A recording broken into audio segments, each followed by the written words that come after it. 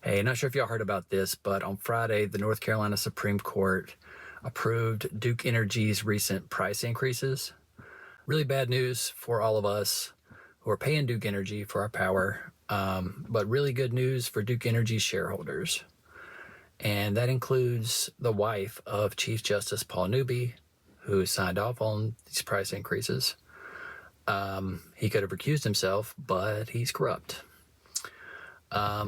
So the court approved a decision by the Utilities Commission, which set a higher rate for Duke Energy Carolinas, which is the part of the company that services Western North Carolina.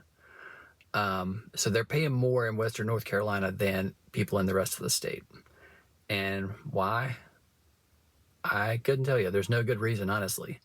The only difference is when this new rate for Western North Carolina was approved, there was a new Utilities Commission. The Republicans in the legislature changed the law to give themselves more control over the commission.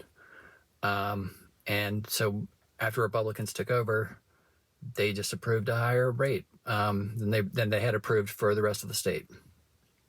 They're just giving Duke Energy our money, y'all.